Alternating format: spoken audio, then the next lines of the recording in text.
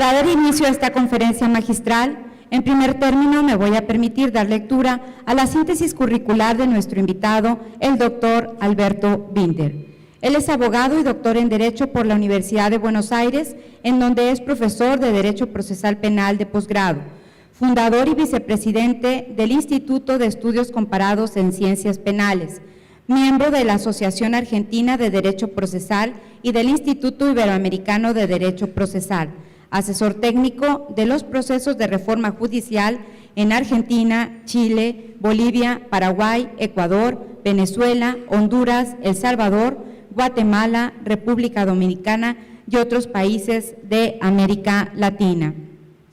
Codirector de la revista Sistemas Judiciales del Centro de Estudios Judiciales de las Américas, CEJA, asesor de organismos de cooperación internacional en temas de reforma judicial, autor de libros como De las Repúblicas Aéreas al Estado de Derecho, Ideas para un debate sobre la reforma judicial en América Latina, Justicia Penal y Estado de Derecho, Iniciación al Proceso Penal Acusatorio, Política Criminal y de la Formulación a la Praxis, Introducción al Derecho Penal, Introducción al Derecho Procesal Penal, el incumplimiento de las formas procesales, Ideas y materiales para la reforma de la justicia penal, Policías y ladrones, una guía para discutir el problema de la seguridad, la implementación de la justicia adversarial, Análisis político criminal, Derecho Procesal Penal, tomo 1, y numerosos artículos en diferentes revistas nacionales e internacionales. Este es un muy breve extracto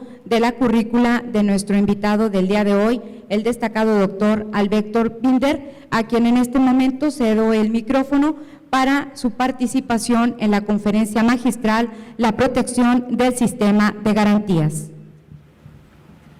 Bien.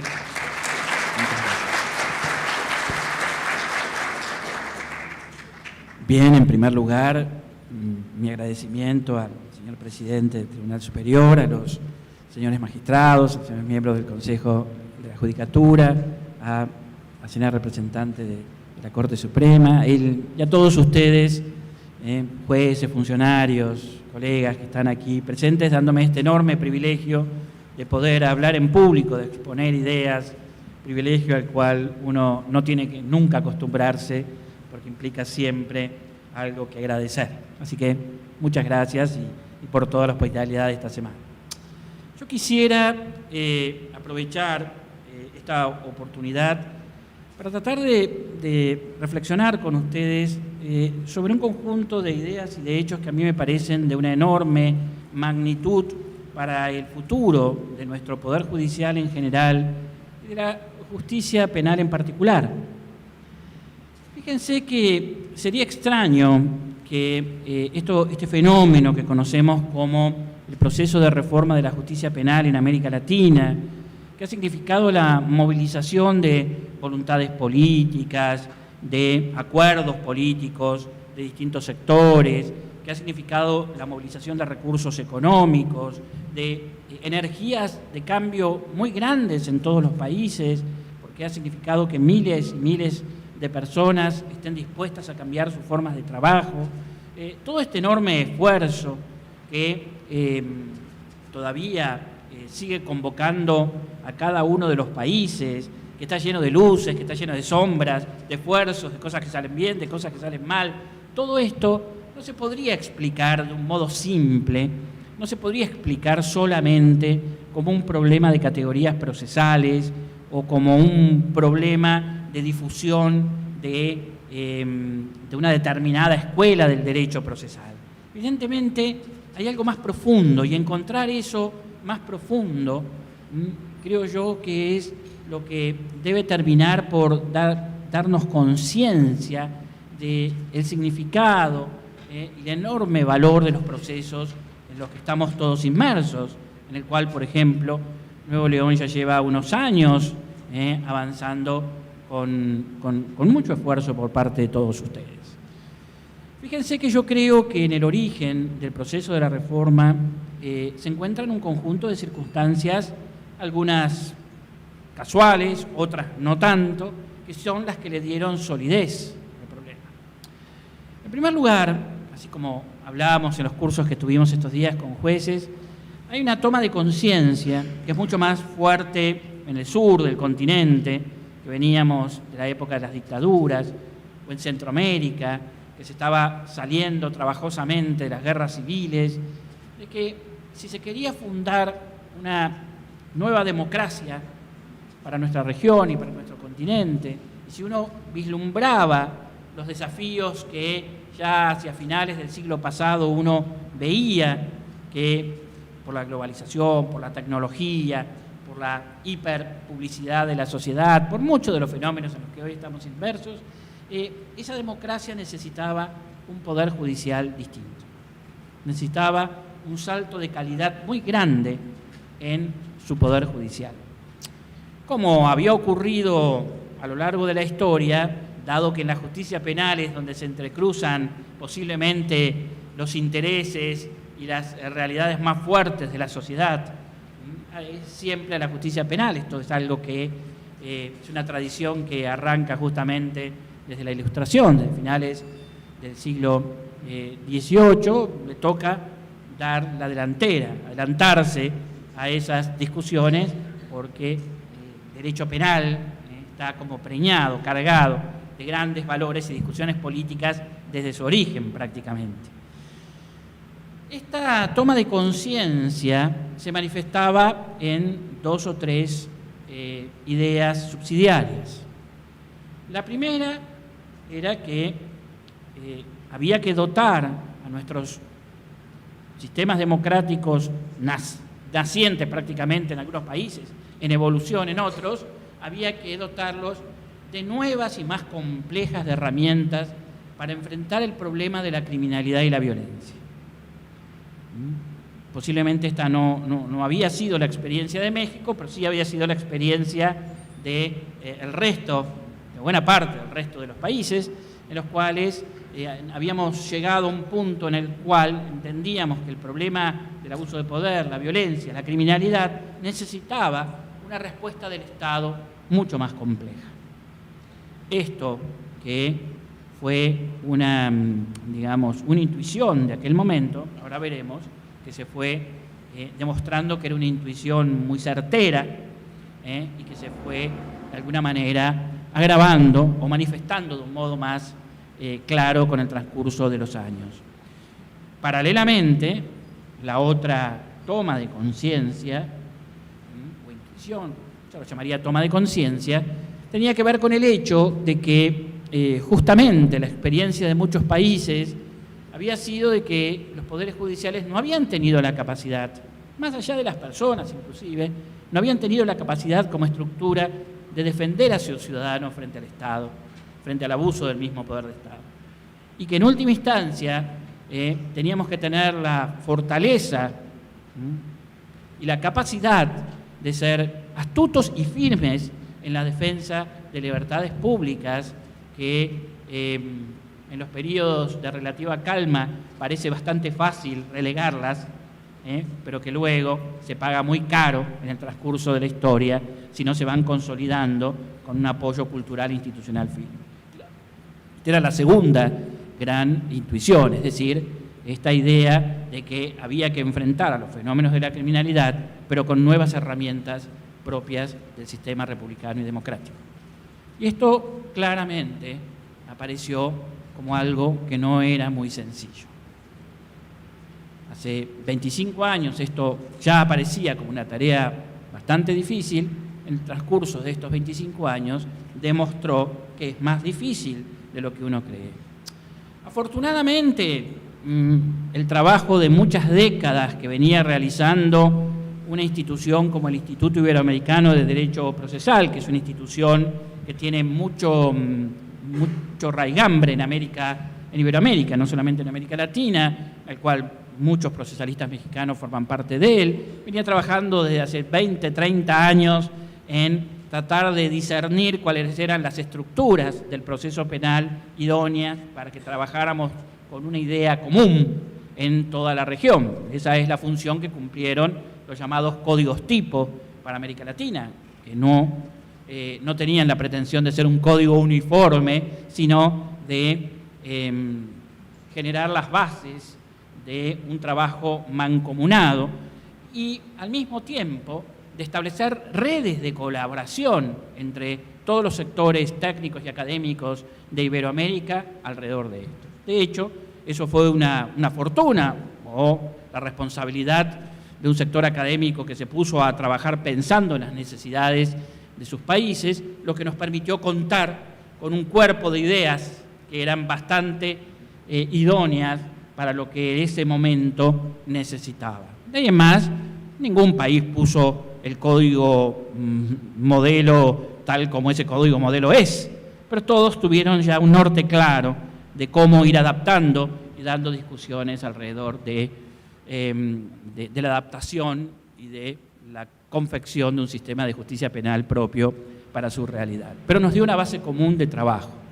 Poco tiempo después nos vamos a encontrar, como bien había dicho el señor consejero, con la obra de Luis Ferrajoli, que nos empezó a dar un sustento teórico distinto, una obra que, más allá de sus dificultades que a veces tiene por la profundidad y por el tecnicismo, no es el resultado de una mera especulación teórica, sino es el resultado de la experiencia de lo que se llamaron los movimientos de jueces para la democracia, de magistratura democrática, es decir, de jueces que habían visto cómo en el mismo continente europeo, después de haber pasado los horrores de la guerra y de los grandes totalitarismos, pudieron construir sistemas fundados en la Constitución, en los derechos fundamentales, tal como es el periodo de posguerra, pero hacia los años 70 otra vez comienzan a ver cómo se degradan sus sistemas judiciales.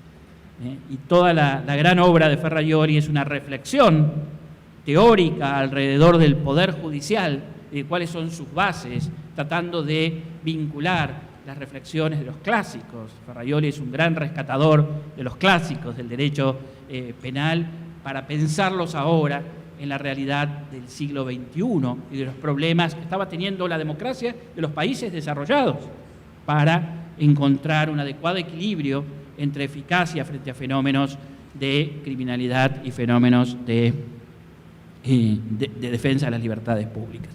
Este conjunto de circunstancias son los que le dieron base sólida al proceso de reforma de la justicia penal. Si no, nos explica que durante 25 años, ya casi 30 años, yo empecé a trabajar en esto en el año 84, así que en mi caso ya van a ser como 30 años, estemos trabajando consistentemente en eso y ningún país se le haya ocurrido, ningún Estado, retroceder hacia las formas anteriores de la justicia penal.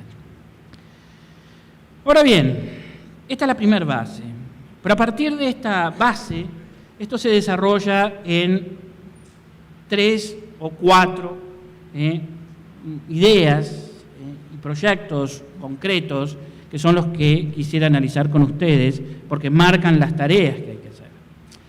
La primera tarea tiene que ver con esto que llamamos la modernización de los instrumentos de respuesta al fenómeno de la criminalidad. Y en el contexto de América Latina se encontraba, y quizás acá es una situación un poco, en cierto modo es parecida, pero es inversa a la que se daba en México, se encuentra con un ministerio público casi inexistente, con una fiscalía en la mayoría de los países casi inexistente. Si esto lo quisiéramos, adaptar a la historia mexicana, que al contrario tenía un ministerio público fuerte, que le había venido de sus primeros intentos de puesta del sistema acusatorio, porque los intentos de puesta del sistema acusatorio en el caso de México o en el caso de América Latina en particular, es un proyecto histórico, es un proyecto que nace a mediados del en la primera mitad del siglo XIX. Esto también le dio fuerza a todo el proceso de reforma, es decir, en ningún momento a nadie se le ocurrió pensar que esto era una novedad o una novedad importada por los Estados Unidos o que lo estamos aprendiendo en CSI, en la televisión o en Law and Order. No, todas esas cosas fueron después debates que tenían que ver un poco comprensibles por cuando empieza el debate acerca de si me interesa o no participar en el proceso de reforma, pero quienes estudiaban esto o quienes nos llevaban encontraban una clara conexión con el esfuerzo que se trata de hacer para reformar la justicia penal en América Latina en la primera mitad del siglo XIX, es decir, en los decenios liberales, sobre todo, donde se tratan de fundar las bases de la República. De hecho, siempre cuento, Guatemala, que es uno de los países que comienza este proceso en el año 90, con las dificultades que todos sabemos que siempre tiene Guatemala, no hacía nada más que volver a poner en vigencia, ahora redactados con otro lenguaje, lo que se llamaban los viejos códigos Livingstone, que los liberales guatemaltecos habían puesto en 1830 en vigencia, diseñando un sistema acusatorio bastante similar a lo que hoy día tenemos, digamos.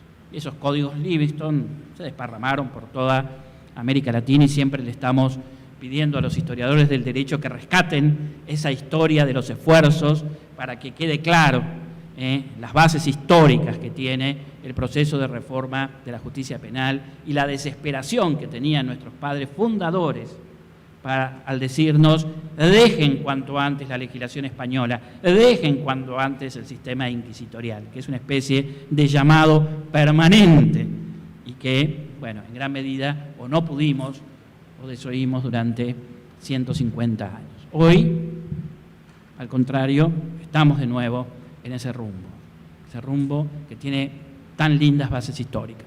Ahora, esto, les decía, se manifestó en varias cosas particulares. La primera, volver a pensar el Ministerio Público sobre bases nuevas. En algunos países significaba, de hecho, crear el Ministerio Público, donde no existían. Bueno, el caso chileno es el caso paradigmático, porque no había un fiscal, había 5 fiscales en todo el país, digamos. En mi país los fiscales eran prácticamente adornos que acompañaban a los jueces de instrucción, o estaban allí, y así eran la mayoría de los países de América Latina. En otros el Ministerio Público necesitaba una reingeniería muy grande para poder construir lo que llamamos un moderno sistema de investigación de los delitos. Ese moderno sistema de investigación de los delitos no lo hemos podido construir aún. Al inicio de la reforma había una discusión que era una discusión permanente. Muchos decían, y fíjense que es un debate que tiene mucha razonabilidad, decían, bueno, pero no vamos a poder cumplir esta tarea de modernizar el sistema de investigación de los delitos si no reformamos las policías, si no sacamos a las policías de sus compromisos, en muchos casos con la misma actividad criminal, o con sus formas poco profesionalizadas, o con sus formas militarizadas, o con sus formas... También la policía latinoamericana respondía en gran medida al viejo modelo francés de la policía de Fouché, es decir, diseños de hace 200 años. Quienes proponían esto tenían en buena parte razón, pero la discusión fue derivando, o en última instancia se fue comprendiendo que hace 20 años nadie tenía espaldas políticas suficientes para encarar la reforma de la justicia, de la reforma de la policía.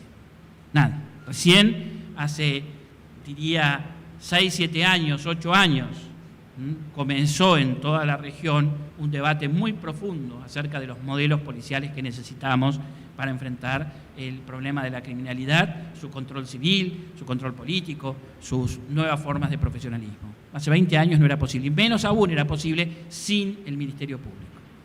Lo cierto es que este nuevo Ministerio Público que nace en América Latina y que hoy es un Ministerio Público prácticamente nuevo, constituye la palanca fundamental que tenemos para realizar esta modernización. ¿Está en términos generales el Ministerio Público de nuestra región en capacidad de cumplir esta tarea de convertirse en el eje y en el líder de una reorganización de todo nuestro sistema de investigación de los delitos, de la modernización? Todavía no. Todavía no. En mi opinión, todavía no. Pero no creo que haya otro camino más que seguir trabajando en esa dirección. ¿Por qué todavía no? Y ustedes me entenderán que hablo en general. Ustedes después o en las preguntas iremos viendo qué tanto se aplica a Nuevo León o qué tanto se aplica a México o qué otras experiencias podemos analizar. Todavía no, porque en primer lugar los ministerios públicos recién ahora están entendiendo que deben cambiar muy fuertemente su modelo de organización. Hay una primera etapa en todo el proceso de reforma de la justicia penal que está caracterizada simplemente por la división de funciones, es decir, por darse cuenta que el establecimiento de un sistema acusatorio, adversarial, significa adoptar reglas de juego muy claras y muy simples acerca de las funciones de los fiscales, las funciones de los defensores y las funciones del juez. No tiene mayor complejidad. Muchas veces decimos que el gran problema de la implementación de los sistemas acusatorios es su simplicidad. Es decir, tenemos que salirnos de sistemas alambicados y llevarlos a que funcionen bajo reglas más simples. Y esto parece sencillo de decir, pero es toda la gran combinación. Sobre todo cuando los abogados tenemos esa especie de horror a la simplicidad, que hace que compliquemos bastante todo lo que se podría hacer de un modo más simple. Es decir, que el Ministerio Público recién, en los últimos años, está comprendiendo que tiene que tener modelos de organización distintos.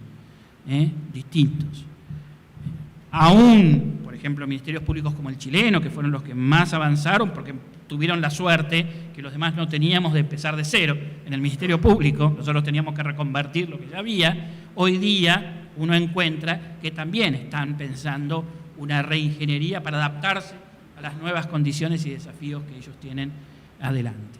Una reingeniería que, por otra parte, necesitaba algunas ideas nuevas respecto del Ministerio Público.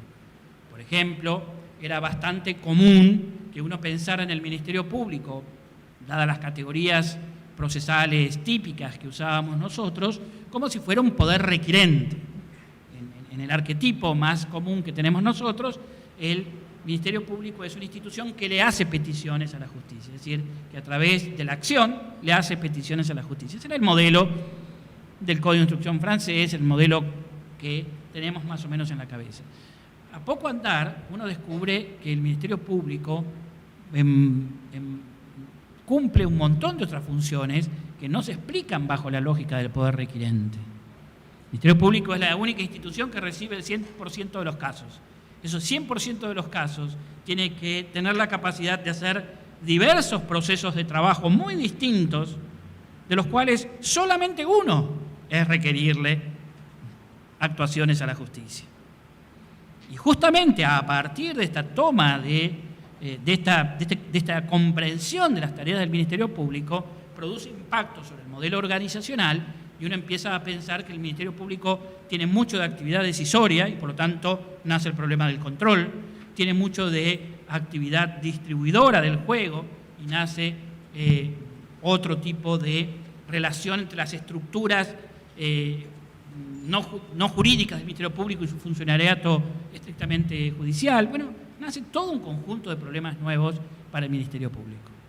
Recién cuando comienza a plantearse esto, comienza a plantearse el problema de cómo establecer puentes con el trabajo policial mucho más claros, que sigue siendo el gran problema que tenemos en toda la región. Todavía nuestros fiscales no trabajan de un modo coordinado, planificado con la policía. ¿Qué otros problemas giraban alrededor de esta necesidad de reorganizar al Ministerio Público? Bueno, dos problemas que son, en mi opinión, hoy de la mayor importancia. El primero tiene que ver con la comprensión que tenemos de los fenómenos de la criminalidad. Todavía en América Latina tenemos una comprensión del fenómeno de la criminalidad que, en mi opinión, es muy ingenua, es muy, si se quiere, disculpen la palabra, superficial. Todavía el arquetipo que tenemos es como que la criminalidad es algo que tiene que ver con la pobreza, que la criminalidad es algo que tiene que ver con la marginalidad, que tiene que ver con la falta de socialización de los más jóvenes, que por un conjunto de estas circunstancias son empujados al delito. Que hay que trabajar en evitar la marginalidad, que hay que mandar a los chicos a la escuela, todo eso es absolutamente cierto, pero eso hay que hacerlo por justicia, no por un problema de seguridad o por un problema de criminalidad, digamos. Pero además es una imagen que en última instancia es la que nos está conduciendo a esta especie de sensación de que vamos siempre perdiendo frente a la criminalidad. Hoy la criminalidad urbana, pero la criminalidad moderna, es más que nada negocios, plata, dinero, codicia. Pero no solamente en las categorías de la criminalidad organizada, como dicen ustedes, sino que en gran parte de la criminalidad urbana común, lo que existen son lo que llamamos hoy mercados criminales, y que esos mercados criminales, mercados delictivos, si no aprendemos a analizarlos como se analiza todo mercado, porque hay mucha literatura acerca del análisis de los mercados, no podemos construir acciones positivas que tengan efectos reales en la disminución de la criminalidad. Y el Ministerio Público todavía está lejos de esto. ¿Por qué? Porque está atrapado en una lógica del caso a caso, en ministerios públicos que son muy reactivos, es decir, que son pasivos, son reactivos frente al trabajo que le pone a la policía y tienen muy escasa planificación político-criminal. Es cierto que el Ministerio Público no es el único que puede hacer la planificación político-criminal, sino que la tiene que hacer con el Ejecutivo, pero lo que llamamos el planeamiento de la persecución penal hoy es crucial. ¿Creen ustedes que podemos llegar a algún lado persiguiendo a cada muchacho que roba un celular, persiguiendo a cada persona que roba un auto, un vehículo en la vía pública, o persiguiendo a quienes entran a robar objetos a las casas, o muchas formas de este tipo de criminalidad? No produce ningún efecto. Los mercados de objetos, pongo el ejemplo del mercado del robo de celulares, del arrebato en la vía pública, porque es un delito que molesta a la gente y que después genera problemas cuando todo el mundo sabe que es un mercado que se expande por todo el mundo. Hoy por primera vez empieza a haber acciones concertadas en todo el mundo para frenar, o por lo menos en toda América Latina, se llama el Acuerdo de Cartagena, para que nos pongamos alrededor de esto y no nos desgastemos en una tarea inútil, donde los celulares robados en Nueva León terminan en Centroamérica, los que se roban en Colombia terminan en Argentina, en un mercado inmenso que está en gran medida también propiciado por las compañías telefónicas. ¿Ustedes creen que el robo de vehículos podemos ir atrás de cada uno de los que roban un vehículo cuando es un mercado que se expande, el mercado de autopartes, etcétera, o el mercado de armas, o el mercado de drogas pequeño, el mediano, el grande, el mercado de remedios falsificados, el mercado de mercadería robada a granel, el mercado de ganado robado en jaulas, el mercado de la explotación laboral, del tráfico de personas para la explotación laboral o para la explotación sexual?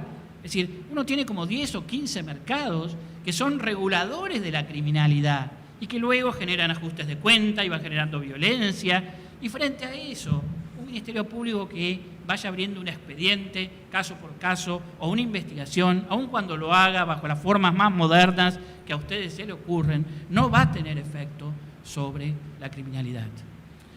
Hoy, esta tercera generación de problemas de la reforma de la justicia penal está diciendo a los ministerios públicos: miren, ya dividimos las funciones, ustedes lo van a hacer dentro de poco, ya sabemos que hay que organizarse de otra manera para no estar trabajando como fiscales celdas, que hay que trabajar en equipo, que hay que trabajar de otra manera, en cooperación, pero también cambien la mirada, hagan un tipo de análisis distinto del fenómeno de la criminalidad, porque si no todo se convierte en un ritual que no nos lleva a ningún lado. Y lo que está en juego no es un tema menor. Lo que está en juego respecto de la capacidad que tengamos de enfrentar el fenómeno de la criminalidad es posible uno de los fenómenos más graves que tenemos por delante. O se nos instala la sociedad violenta que socava el proyecto de vida social de la democracia, o se nos instala la democracia autoritaria, o esta otra forma de democracia autoritaria que posiblemente sea el gran peligro que tenemos que afrontar en el futuro, que es democracia de ciudadanos o democracia de mafias. Así que fíjense que este problema, que luego se va a desarrollar en cuestiones técnicas de organización, en cuestiones procesales, en cuestiones de jurisprudencia, en equipamiento, en distribución territorial, en lo que ustedes quieran, porque hay un saber bastante ya desarrollado alrededor de todos estos problemas y un diálogo nuevo que está haciendo América Latina, porque ahora sí estamos enfrentando los mismos problemas con herramientas bastante similares a países desarrollados que tampoco tienen resuelto esto, digamos. A partir de esta comprensión política y de este problema se entiende por qué hace 25 años estamos en este proceso de reforma. Pero este es uno de los temas, de un proceso que no se lo puede entender de un modo muy simple. ¿Cuál es el segundo problema? Es el problema de las libertades públicas. En resolver este problema tenemos que tener absolutamente claro que tenemos que defender ciertas libertades públicas. Y no hay que hacerlo de un modo vergonzante, no hay que tener pruritos, no hay que en esto tener medias tintas. Si renunciamos al principio de que a mí no me pueden meter preso, si no me prueban en juicio con prueba real, de un modo público, transparente, lo que hice, estamos realmente abriendo un flanco en nuestras democracias, en nuestro Estado de Derecho, que es insostenible.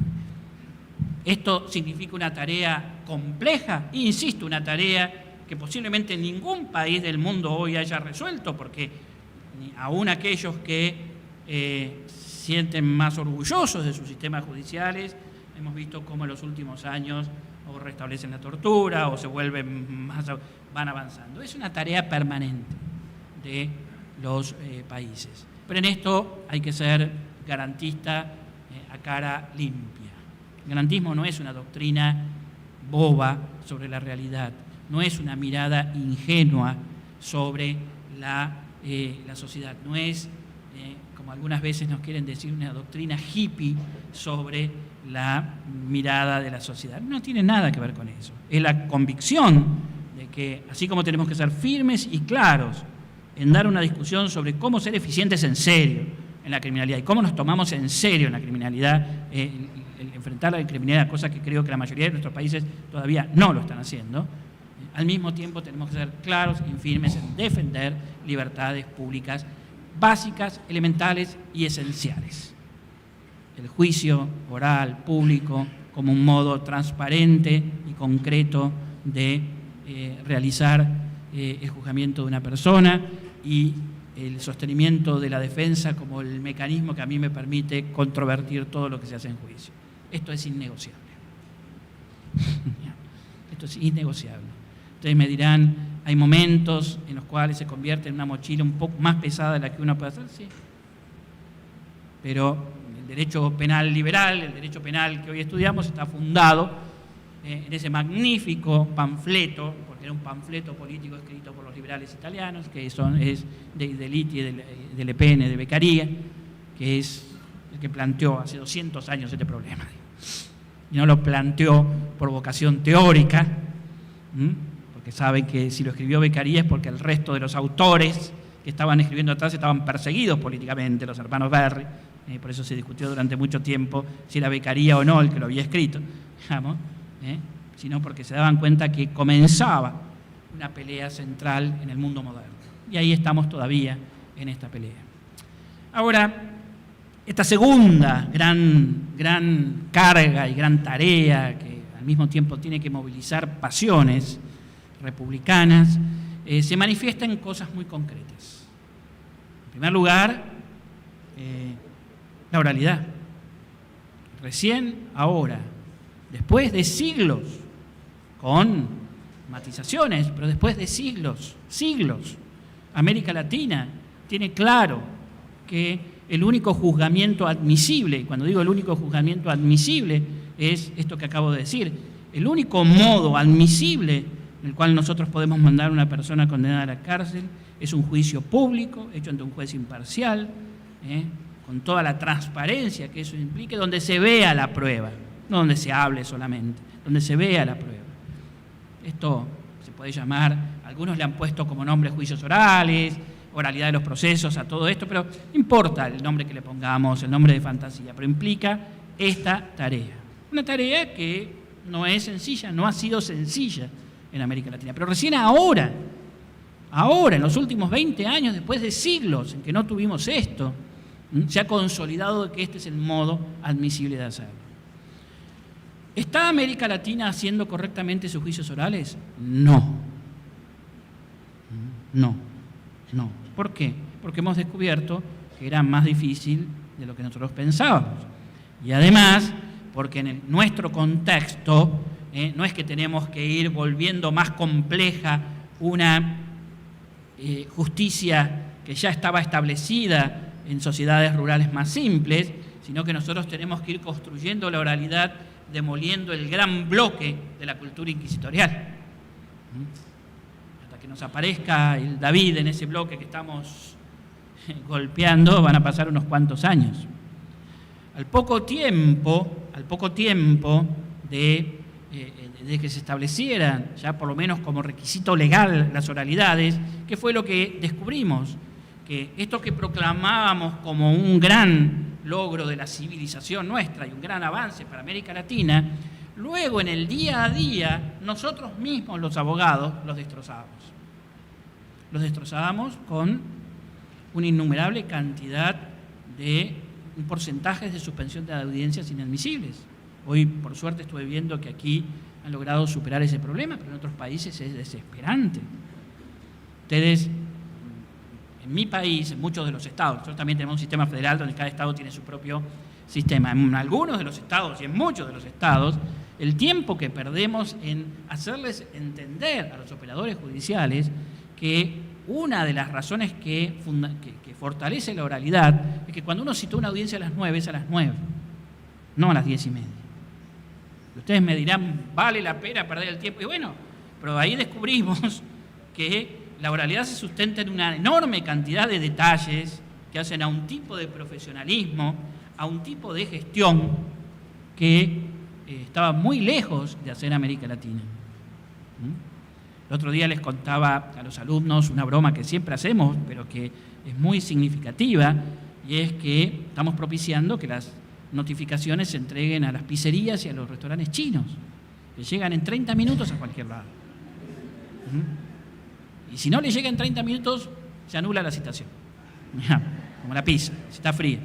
Todavía no sabemos cómo y por qué el Poder Judicial se puede tomar meses en distribuir papeles en una sociedad que es lo que el correo resolvió en el siglo XIX. Insisto, yo veo que ustedes están mucho más avanzados en algunas cosas de muchos otros países y de mi propio país. Pero todos estos pequeños problemas de organización, generaban una maquinaria que conspiraba contra los grandes principios. Y a partir de allí nació un concepto, que hoy es uno de los conceptos más productivos, que es el de la dimensión política de la gestión judicial. No hay problemas pequeñitos en la justicia. Entonces hoy día cuando tenemos que analizar un sistema, o nos llaman a dar clases, o nos llaman a diseñar alguna, o a evaluar alguna cuestión, le decimos, bueno, si la oralidad ya está, ya sabemos lo que es el juicio oral y público. Mostrame cómo estás citando, mostrame cómo estás distribuyendo el trabajo, mostrame qué le estás haciendo hacer al juez o no. Y a partir de allí nació toda una dimensión de trabajos que hoy es el que más se desarrolla y que está costando mucho trabajo que los jueces entiendan. Atrás de este problema, hay un problema de mayor profundidad política, porque depende de estos detalles. América Latina necesita otro tipo de jueces. Necesita un poder judicial mucho más fuerte del que hemos tenido en nuestra historia. Y el problema es que todavía no sabemos muy bien cómo construir un poder judicial fuerte. Dado que el poder judicial, fíjense, hay dos fenómenos que me parece que son determinantes. Por un lado, en un sistema republicano es claro que el juez tiene que controlar a los otros poderes. Sería bastante ingenuo creer que los controlados se van a dejar poner el cascabel al gato tan fácilmente. Por lo tanto, el Poder Judicial va a tener que encontrar el modo de ponerle el cascabel al gato, no dejar que el gato se vuelva sumiso y controlable, porque esto no ha ocurrido en ningún momento ni lugar de la historia. Y por otra parte, se está dando un fenómeno que es muy propio de nuestras democracias, y es que, por suerte, nosotros tenemos una democracia inclusiva que provoca, digamos, que produce ese fenómeno de inclusión, no solamente con las políticas económicas inclusivas, que ojalá fueran todavía más poderosas, sino mediante el otorgamiento de derechos, lo que llamamos la ampliación de ciudadanía. Es decir, como nunca en los últimos 20 años, ya sea por las nuevas constituciones, por la incorporación al bloque de constitucionalidad del derecho internacional, por el activismo de la Corte Interamericana, por el activismo de los propios jueces, la ampliación de derechos que se ha dado en los últimos 20 años es muy grande. Y si acá viniera un jurista romano, cual es, como decía, si aloja, le costaría mucho a un jurista romano entender nuestros sistemas, pero lo primero que diría un jurista romano clásico sería, bueno, pero ustedes son conscientes de que en la medida que están ampliando derechos, lo que están haciendo es darle una acción, un ticket de entrada al sistema judicial. Eso es otorgar un derecho, salvo quien tenga una mirada mágica y creen que cuando me dicen tengo derecho a un ambiente sano, eso significa que el smog desaparece. O tengo derecho a una vivienda y automáticamente se construye una vivienda. No. Cuando me dan derechos, la ampliación de los derechos significa acciones. Y la acción significa el ingreso de los ciudadanos con nuevos intereses, con intereses muy complejos al Poder Judicial. Hoy el Poder Judicial está llamado a resolver controversias de una magnitud, de una importancia y de una complejidad para el desarrollo de la sociedad democrática que era impensable hace 30 años. Y eso reclama un Poder Judicial distinto al que hemos tenido siempre.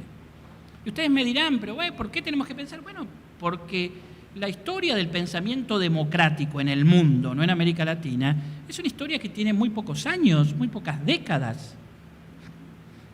No se olviden que aún en aquellos países que se enorgullecían de la historia de su democracia, hace apenas 50 años estaban resolviendo la Corte Suprema si blancos y negros podían ir a la misma escuela. Así que esto es apenas un barniz sobre la civilización occidental en todo caso. Y esta ampliación de derechos genera un poder judicial distinto, nuevo. Ahora bien, ¿qué significa esto para ser concretos? Porque a mí uno de los elementos que me agradan del proceso de reforma de la justicia penal, que ojalá se extienda a las otras áreas de la reforma de la justicia, es la capacidad de pensar los grandes temas con los pequeños problemas. ¿Qué significa esto en términos concretos? Liberar al juez de todo aquello que no significa ser juez. Liberar al juez de una enorme cantidad de tareas administrativas, de gestión, de trámites que no tienen que ver con el juez. Que no tienen que ver con el juez. Parte del trabajo central de la reforma de la justicia penal es justamente llevar al juez a ser juez. Y como también insistíamos en el curso, porque veo a algunos alumnos que ayer estuvimos hablando largo de esta idea, llevar al juez al trabajo del juez es llevarlo irremediablemente a la sala de audiencia. Y ustedes me dirán, pero ese es un tema menor. No es un tema menor. La sala de audiencia es el artefacto, porque no es solamente un espacio físico, es un espacio simbólico. Es el espacio simbólico que caracteriza a la justicia de hace milenios. Y esa sala de audiencia como espacio simbólico de ejercicio donde el conflicto se pacifica, donde el conflicto se convierte en argumentos, donde la autoridad del Estado escucha, pero tiene autoridad también, esa enorme ingeniería institucional de la sala de audiencia que no se inventó en las universidades, sino que se inventó en los mercados campesinos, en los viejos mercados campesinos o en los viejos mercados de los comerciantes navieros, donde el mercado era justamente el ámbito privilegiado del conflicto, pero también del espacio común que había que preservar. La gran metáfora de la democracia, nos va a decir Popper, nos va a decir Mumford, nos va a decir muchos autores, son esos pequeños mercados campesinos o esos mercados de pescadores, en los cuales lo común, lo conflictivo, la autoridad, la interacción, la diversidad se iba cocinando a fuego lento. Esta institución de la sala de audiencia es todavía, es como el ámbito, el nicho ecológico natural del juez, donde tiene que realizar su trabajo, está todavía por construirse. Para eso hay que sacarle todo esta carga administrativa. Hay todavía, ustedes en esto están avanzando, lo hago para destacar avances que ustedes tienen aquí en Monterrey. Entonces, el juez trabajando solo en la sala de audiencia, que no tiene que firmar pases de vista, trámites para otro lado, petición de fotocopias. Nosotros llegamos, todavía en la Argentina tenemos jueces que firman citaciones, téngase presente, cítese a tal persona, pídase fotocopias, y no solo lo firma el juez, sino que un secretario. Uno le dice, a ver,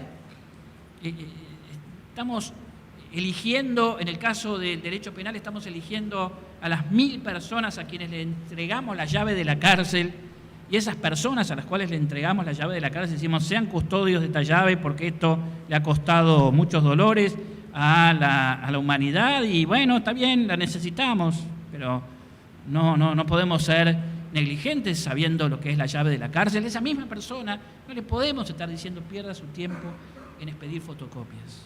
Los nuevos modelos de organización judicial, los nuevos modelos que ustedes están desarrollando y que pronto van a tener que expandir hacia todo la justicia penal, de colegios de jueces, pools de jueces, tienen distintos nombres, las oficinas judiciales, toda esta horizontalidad. Muchas veces los jueces, bueno, muchas veces no, casi siempre tenemos un periodo en que lo ven como pérdida de poder, hasta que se dan cuenta de que es el rescate del verdadero poder jurisdiccional, que estaba hundido en modelos de administración que lo ahogaban. La segunda gran tarea de la reforma de la justicia penal, que se materializa en problemas procesales, en problemas de organización, pero que hay que mirarlo siempre desde esta conciencia básica, es el rescate del poder del juez. Y el poder del juez se ejerce en la sala de audiencia. Sala de audiencia para la primera instancia, sala de audiencia para la segunda instancia y, ¿por qué no?, salas de audiencias para los tribunales superiores. Nuestra Corte Suprema, por suerte, lo hace todavía muy imperfectamente, pero está haciendo ahora, fallando algunos casos importantes, sobre todo en audiencias públicas, y no saben ustedes el impacto y la cantidad de gente que mira cuando la Corte Suprema está fallando, un caso en el cual a veces dependen los derechos de millones de personas o disputas en las cuales todos estamos involucrados. Esto es el eje de la reconstrucción del sistema de garantías que gira alrededor del juicio, ámbito privilegiado donde se tiene que materializar esta profunda relación que existe entre el juez y la verdad de los hechos como garantía fundamental, como el mismo Ferrajoli nos señala en toda su obra. Y claro está, y con esto voy terminando, así nos da tiempo para conversar y discutir un poco con ustedes, no alcanza solamente con esta tarea del juez, sino que tenemos también el desarrollo del sistema de garantías, tiene que ver con la abogacía. Claro que tiene que ver con la defensa pública, por supuesto que tiene que ver con la defensa pública, sin ninguna duda. Y si hay una de las pocas cosas que seguramente se hicieron bien en la reforma de la justicia penal, sin ninguna duda, es el crecimiento que ha tenido la defensa pública en relación a lo que existía hace 15, 20 años. Hace 15, 20 años en muchos países no había ninguna defensa pública. Se entendía que la defensa pública debía ser o realizada por los bufetes de estudiantes o tomada como una carga pública, como un deber de oficio, como un deber de beneficencia de la abogacía, que eran sistemas que no funcionaban de ninguna manera. Hoy hay miles de abogados en América Latina ejerciendo las defensas públicas y esto ha levantado los estándares de defensa penal efectiva de un modo muy notorio,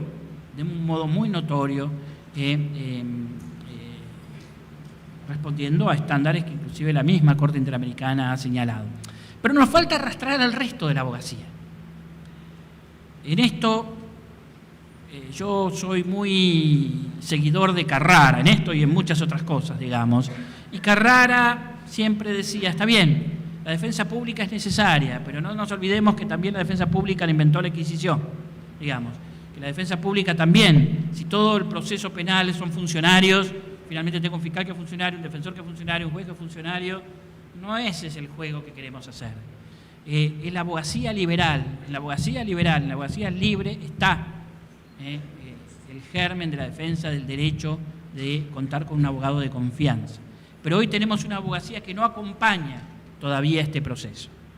No lo acompaña porque tenemos muy fraccionado el ejercicio de la abogacía. O tenemos la abogacía que trabaja con el pobre de solemnidad, o tenemos la abogacía que trabaja con el rico de enormidad.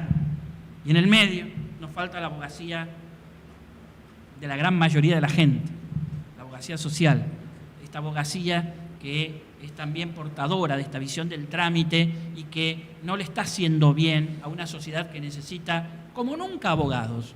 Yo en esto, también el otro día lo señalaba, me voy a diferenciar de aquellos que hablan mal de la abogacía, porque veo que hay mucha gente joven.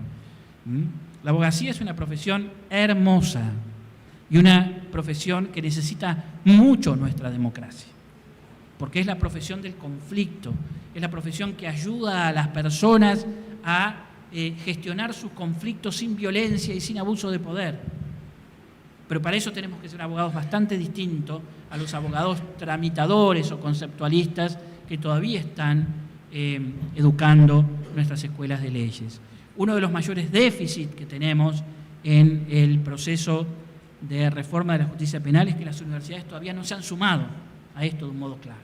Todavía, a veces, ya llevan años donde se están haciendo juicios orales en sus localidades y no terminan de cambiar los pénsulos. Si cambian el contenido, cambian solamente como si fuera a cambiar una teoría a otra y no enseñan a nadie a litigar y les enseñan y les siguen enseñando a ser tramitadores de folios y a conocedores de formularios, digamos. Entonces, acá tenemos algo que debilita y es lo que hace que muchas veces las nuevas generaciones no son necesariamente las mejores preparadas para poner en marcha los nuevos sistemas. Nos hemos sorprendido muchas veces en esta apuesta que había, una especie de recambio generacional, no siempre funcionó bien, y más bien han sido muchas veces jueces de los anteriores sistemas los que entendían mucho mejor cómo manejarse con las nuevas reglas de los sistemas adversariales. Como ven, todo esto, todas estas tareas que se van materializando en innumerable cantidad de problemas técnicos, procesales, en discusiones que son interesantísimas para los que nos gusta el derecho procesal, pero que no tienen que alejar nunca del primer plano los objetivos que se están tratando de llevar adelante. Si no, no se entiende cuál es la razón del esfuerzo que estamos haciendo. Tampoco se explicaría por qué la permanencia de todo esto. Esto nos tiene que curar de los falsos triunfalismos. Yo no he venido a decirles qué grandiosa es la reforma porque ahora tenemos 40, 50 códigos que establecen la oralidad, lo que es cierto. Eso sería una visión simplista de este problema. Pero tampoco caigamos en la simplicidad contraria de decir esto fracasó, esto es una moda importada. No tiene nada que ver y el contar con un marco analítico profundo que pueda conjugar, insisto, desafíos sociales, problemas políticos, problemas teóricos, interpretaciones de normas procesales muy concretas, la incorporación de la dimensión de la gestión, de la organización, en una nueva concepción de la administración de justicia penal, es a su vez la condición de un nuevo diálogo con la sociedad. Una sociedad que, si muchas veces es crítica, y a veces injustamente crítica, y otras veces certeramente crítica sobre el Poder Judicial, no es porque desprecia a los jueces, sino porque los está buscando. La figura del juez no le es indiferente a la sociedad. De ninguna manera. Hay mucho debate social alrededor de la justicia, y eso deberíamos agradecerlo. Lo peor que nos puede suceder es que otra vez la justicia empieza a quedar arrinconada en el juego social y político, en el juego social y político como ocurrió durante años, y que abandonemos este esfuerzo que se está haciendo en el cual la administración de justicia está entrando en el centro del juego institucional. Esto es avance para nuestros países. Y el que esto sea avance significa tensiones, críticas, malos entendidos, la construcción de un lenguaje nuevo, un nuevo diálogo y una nueva alianza con la sociedad que está por construirse. Cuando empecemos a comprender cómo trazar estos puentes con esta necesidad social y esta expectativa social, creo yo que los engranajes de la construcción de un poder judicial poderoso van a estar mucho más activos. Bueno, ese es el desafío. Muchas gracias.